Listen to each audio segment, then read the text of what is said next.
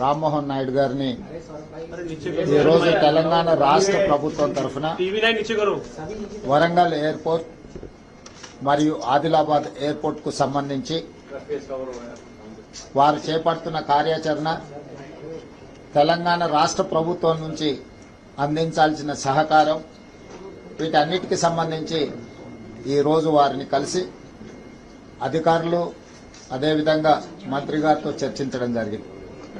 ప్రధానంగా ఎర్రంనాయుడు గారికి అదేవిధంగా రామ్మోహన్ నాయుడు గారికి నాకున్న పరిచయము, తెలంగాణ ప్రజల పట్ల వారికి ఉన్న అభిమానము ఈరోజు ఈ విమానాశ్రయాల నిర్మాణానికి ఉపయోగపడుతుంది. ప్రధానంగా రాష్ట్ర ప్రభుత్వాలు ముందుకు వచ్చినా మంత్రులు ప్రాధాన్యత క్రమంలో తీసుకోకపోతే పనులు ఆలస్యం జరగడానికి అవకాశం ఉంటుంది. కానీ రామ్మోహన్ నాయుడు గారు ఎప్పుడు అడిగినా అధికారులందరినీ పిలిపించి స్పష్టమైన ఆదేశాలు అధికారులకు ఇచ్చి ఈ ఆదిలాబాద్ అండ్ వరంగల్ ఎయిర్పోర్ట్ల నిర్మాణానికి అవసరమైన సంపూర్ణ సహకారాన్ని వారు అందిస్తున్నారు.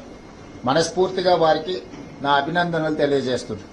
ముఖ్యంగా భారత ప్రధానమంత్రి నరేంద్ర మోడీ గారు వికసిత్ భారత్ 2047 దేశానికి స్వతంత్రం వచ్చి 100 సంవత్సరాల ఉత్సవాలు జరుపుకునే సమయానికి $30 ట్రిలియన్ ఎకానమీగా ఈ దేశాన్ని అభివృద్ధి పదం వైపు నడిపించాలని వారు ఒక టార్గెట్ పెట్టుకొని పనిచేస్తున్నారు. అందులో తెలంగాణ రాష్ట్రం తరఫున కూడా మేము భాగస్వాములమై 2047కి తెలంగాణ రాష్ట్రము $3 ట్రిలియన్ ఎకానమీగా ఎదగాలని కోరుకుంటున్నాం. ఈ రోజు దేశ జనాభాలో 2.5% ఉన్న తెలంగాణ దేశ ఆర్థిక వ్యవస్థలో 5% జీడీపీని రోజు కంట్రిబ్యూట్ చేస్తుంది. ఈ 5% జీడీపీని 10%కి పెంచుకోవాలనే విధంగా ఈ రోజు మేము ప్రణాళికలు రచించుకున్నాం. 2034 లోపల $1 ట్రిలియన్ ఎకానమీ, 2047 సమయానికి $3 ట్రిలియన్ ఎకానమీకి తెలంగాణ రాష్ట్రం ఎదగాలని భవిష్యత్ ప్రణాళికలను రచించుకున్నది. అక్కడికి మేము చేరుకోవాలంటే ప్రపంచ దేశాలలో జరుగుతున్న వేగవంతమైన అభివృద్ధికి విమానాశ్రయాలు అత్యంత కీలక భూమిక పోషించబోతున్నాయి. పరిశ్రమలు రావాలన్నా, పెట్టుబడులు పెట్టాలన్నా, ఇక్కడ పరిశ్రమలు ఉత్పత్తి చేసిన వస్తువులను ఇతర దేశాలకు ఎగుమతి చేయాలన్నా అంతర్జాతీయ స్థాయి ప్రమాణాలతో విమానాశ్రయాల అవసరం ఉన్నది. దీన్ని తెలంగాణ రాష్ట్ర ప్రభుత్వం, కేంద్ర ప్రభుత్వం గుర్తించి ఈనాడు వరంగల్ ఎయిర్పోర్ట్, ఆదిలాబాద్ ఎయిర్పోర్టులను తక్షణమే మొదటి ప్రాధాన్యత కింద తీసుకొని నిర్మించి వాటిని పూర్తి చేయాలని లక్ష్యంగా పనిచేస్తున్నాము.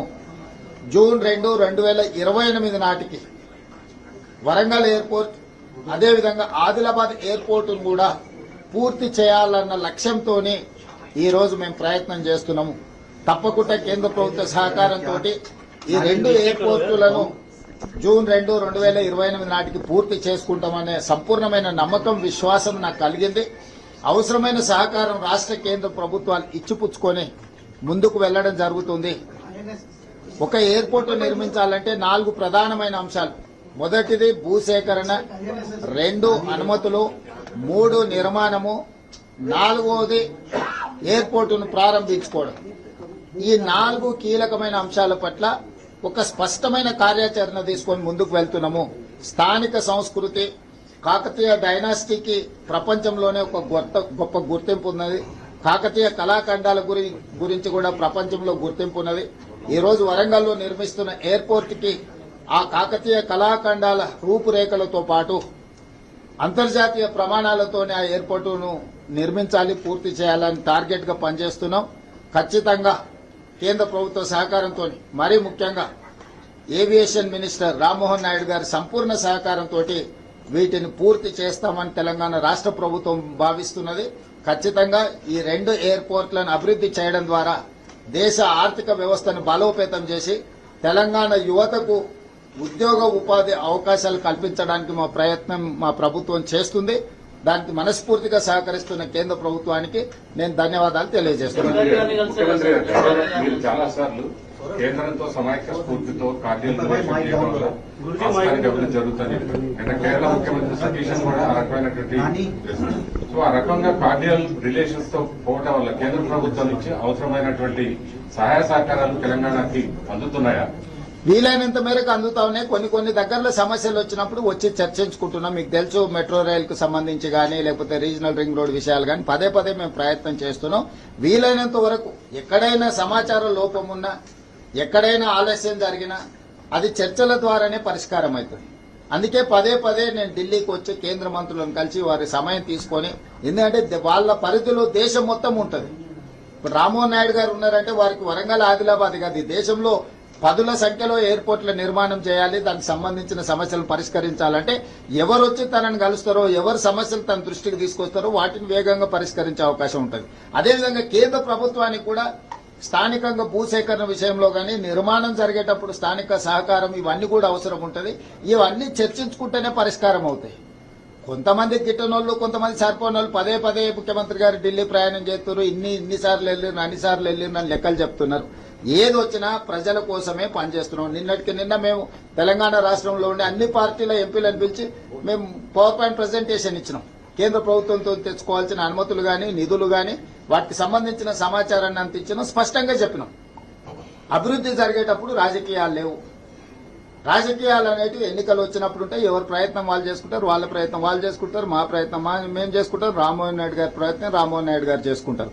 సో ఈ రోజు అభివృద్ధినే లక్ష్యంగా ఈ రోజు రాష్ట్ర కేంద్ర ప్రభుత్వాలు సహకారంతో ముందుకు వెళ్తున్నాయి. ఈ కార్డియల్ రిలేషన్ కొనసాగించాలని మేము భావిస్తున్నాము. తద్వారానే సమస్యలు పరిష్కారం అవుతాయి. చర్చల ద్వారా పరిష్కారం అవుతాయని తెలంగాణ రాష్ట్ర ప్రభుత్వం సంపూర్ణంగా విశ్వసిస్తుంది. అందుకే పదే కేంద్ర ప్రభుత్వాన్ని సంప్రదిస్తున్నాం, సమాచారాన్ని అందిస్తున్నాం, సమాచారం వాళ్ళ నుంచి తీసుకుంటున్నాం.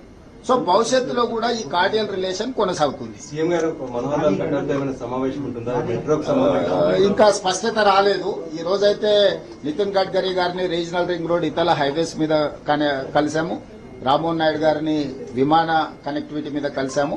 మిగతా మంత్రుల సమయం అడిగినాం. వాళ్ళ సమయం ఉందా లేదా అంటే, నేను వాళ్ళ అపాయింట్మెంట్ తీసుకున్నాక రాలేదు, వచ్చినాక అపాయింట్మెంట్ అడుగుతున్నా కొంతమందిని. సో వాళ్ళ ముందస్తు కార్యాచరణ ఉంటే కొన్నిసార్లు ఇవ్వచ్చు, ఇవ్వకపోవచ్చు. ఏదేమైనా పార్లమెంట్ సమావేశాల సందర్భంగా మళ్లీ ఢిల్లీకి వస్తే ఒక 3-4 రోజులు ఇక్కడ ఉండి అందరినీ కలుస్తాం. ఎవరెవరితో సహకారం తీసుకోవాలో తప్పకుండా తీసుకుంటాం. మీడియా మిత్రులకు నా సూచన ఒకటే, అనవసరమైన రాజకీయ వివాదాస్పదమైన అంశాలను ప్రస్తావించకండి. ఇది అభివృద్ధి చేసుకోవాల్సిన సందర్భం. అందరూ కలిసికట్టుగా కలిసి పని చేసుకోవాలా, ఒకరికొకరు సహకరించుకోవాలా. అనవసరమైన విమర్శలకు దారితీస్తే పని పాడవుతుంది. పనిని పాడు చేసే పని రాజకీయ నాయకులైనా, ప్రజాప్రతినిధులైనా, పాత్రికేయ సోదరులైనా చేయొద్దని నేను విజ్ఞప్తి చేస్తున్నాను. Thank you. మీడియా మిత్రులందరికీ కూడా నమస్కారం. నేడు తెలంగాణ రాష్ట్ర ముఖ్యమంత్రి వర్యులు సోదరులు రేవంత్ రెడ్డి గారితో తెలంగాణ రాష్ట్రంలో ఉన్నటువంటి ఏవియేషన్ అలాగే ఎయిర్పోర్ట్స్ డెవలప్మెంట్ గురించి ప్రత్యేకంగా చర్చించడం జరిగింది. అందులో మీకు కూడా తెలిసినటువంటి విషయమే, ఎంతో ఆసక్తిగా తెలంగాణ ప్రజలు, వరంగల్ ప్రజలు చూస్తున్నటువంటి విషయం, వరంగల్లో ఒక బ్రహ్మాండమైనటువంటి ఎయిర్పోర్ట్ ని స్థాపించాలని రాష్ట్ర ప్రభుత్వం రేవంత్ రెడ్డి గారు పట్టుబట్టి మరి ఆ యొక్క కార్యక్రమాన్ని ముందుకు నడిపిస్తున్నారు. మరొక పక్కన మన దేశ ప్రధానమంత్రి వర్యులు నరేంద్ర మోదీ గారు కూడా వరంగల్ అనంటే చాలా ఇష్టమైనటువంటి ప్రాంతం ఆయనకి. ఇక్కడ ఉన్నటువంటి చరిత్ర గాని, ఆ ప్రాంతానికి ఉన్నటువంటి ఒక కల్చర్ గాని, దీన్నన్నింటినీ కూడా ముందుకు నడిపించాలని కేంద్ర ప్రభుత్వం, ప్రధానమంత్రి గారు కూడా ఎప్పటికప్పుడు ఆ కార్యక్రమాల్లో సహకారం కూడా అందిస్తున్నారు. ఇలా అందరం కూడా మంచి ఆలోచనతో వీలైనంత త్వరగా వరంగల్ ఎయిర్పోర్ట్ ని